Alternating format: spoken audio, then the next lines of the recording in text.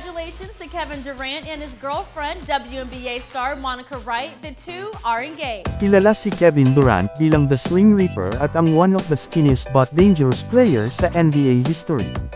At akala mo kilala mo na si Kevin Durant bilang isang NBA superstar. Nagkakamali ka dyan, idol. Ang hindi alam ng karamihan, na sa likod ng isang MVP, ay may isang lalaking minsang umibig sa hindi tamang panahon, parang isang kanta lang, hindi ba? At nanatiling tahimik tungkol sa puso niya.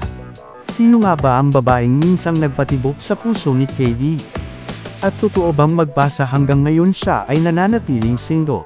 At nananatiling isang misteryo ang kwentong pag-ibig niya. Pero mga idol, samahan niyo kung muling alamin ang nakatagong true-to-life love story ng pinaguriang 2007 Movie of the Year, one-time regular season MVP, two-time NBA champion, two-time Finals MVP, at 15-time NBA All-Star. Walang iba kundi ang ating idol na si Kevin Durant. Pero bago natin alamin ang buong kwento, kung mahilig ka sa ganitong content, huwag kalimutang mag-like, mag-subscribe at i-click ang notification bell para updated ka lagi sa mga susunod na kwento ng true-to-life love story ng ating mga paboritong NBA superstars. Let's go! Si Kevin Wayne Durant ay ipinanganak noong September 29, 1988 sa Washington, D.C. Iniwan sila ng kanyang ama habang sanggol pa lamang siya, kaya't si Wanda, ang kanyang ina, ang tumayong naring ama para sa kanya at kanyang kapatid. Habang lumalaki, pinangarap ni KD na maglaro para sa paborito niyang koponan, ang Toronto Raptors, kung saan kabilang ang paborito niyang manlalaro na si Vince Carter. Kaya mula AAU Leagues, hanggang sa University of Texas, naging unstoppable si KD. Noong 2007 sa ginanap na NBA Draft, naging second overall pick si KD ng Seattle Supersonics. The Seattle Supersonics select Kevin Durant from the University of Texas. Na ngayon ay Oklahoma City Thunder na. At mula noon, sunod-sunod na ang kanyang naging mga achievement at parangal. Pero sa likod ng lahat ng kanyang mga tagumpay, may isang bahagi ng buhay niya na hindi madalas pinag-uusapan. Ito ang kanyang buhay pag-ibig. Taong 2013, nagulat ang buong NBA fandom nang mabalita ang engaged na si KD kay Monica Wright. Congratulations to Kevin Durant and his girlfriend, WNBA star Monica Wright. The two are engaged. Isang WNBA player at two-time champion sa Minnesota Lynx. Unang nagkakilala ang dalawa noong 2006 sa McDonald's All-American Game, isang prestihiyosong high school all-star event sa Estados Unidos. Pareho silang mga star players sa kanilang lugar. Si Durant mula sa Washington, D.C. at si Wright mula sa Virginia. Bagaman nagkakilala sila sa nasabing event, hindi agad sila naging magkasintahan. Nanatili muna silang magkaibigan sa loob ng ilang taon. Pero mapapansin na tila may connection agad ang dalawa, maliban sa parehong star player ng kanilang koponan. Si Monica rin ay gaya ni KD, naging second overall pick ng WNBA noong 2010. Drafted by the Minnesota Lynx. Second pick in the 2010 WNBA draft, the Minnesota Lynx select Monica Wright from the University of Virginia. At mula noon madalas na silang makitang magkasama sa Oklahoma. At noong July 2013, isang balitang nagpakilig sa mga fans ni KD at sa basketball world, nang kinumpirma ni Monica sa isang interview na engaged na sila ni KD. Gayunpaman, hindi nagtagal ang kanilang relasyon at nauwi rin ito sa hiwalayan.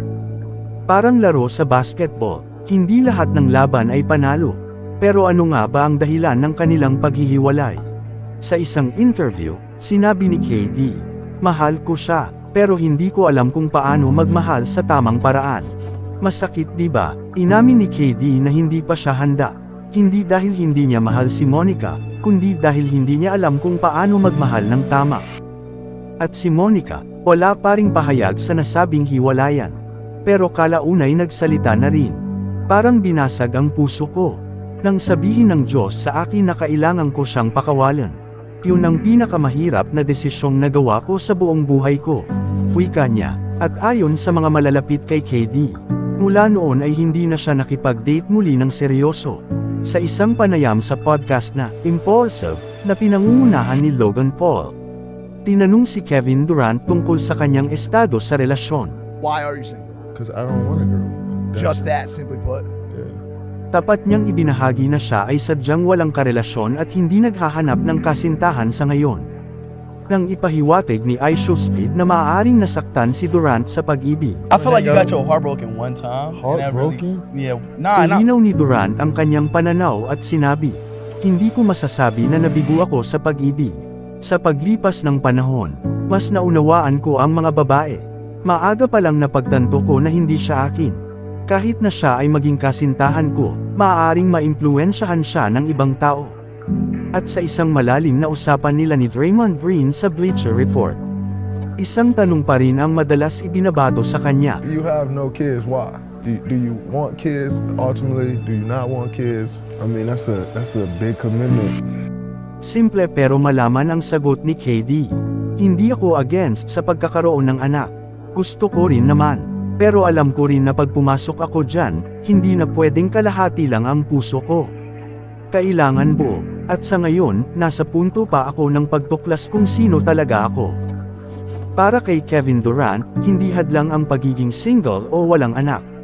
Isa itong pagpili, isang desisyong nakabase sa respeto, pagmamahal, at personal na paglago.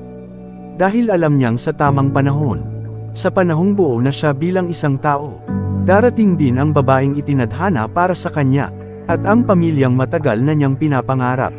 Habang si Monica Wright, matapos ang kanyang karera sa WNBA at coaching, sa ngayon ay nakabuo na rin ng isang masayang pamilya. Sa dulo ng lahat, may isang mahalagang aral tayong makukuha sa love story nina Kevin Durant at Monica Wright.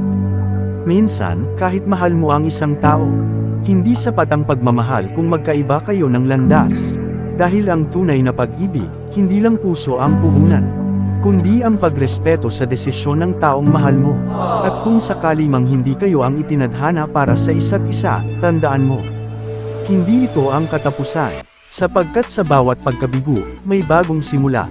Isang simula ng paglago, paghilom, at pagkilala sa mas mabuting bersyon ng iyong sarili. Ikaw, idol, kung ikaw ang nasa kalagayan ni Kevin Durant na isang NBA star at mayroong milyones, uunahin mo rin ba ang career tulad niya? O mas pipiliin mong magmahal kahit abala sa NBA life? Comment down below. Kung nagustuhan mo ang kwentong true to life NBA love story natin sa araw na ito, huwag kalimutang mag-like, mag-subscribe at i-hit ang notification bell para sa mas marami pang kwentong inspirasyon. Salamat sa panunood, at kita-kits sa susunod na video, dito sa NBA Love Story. Maraming salamat po.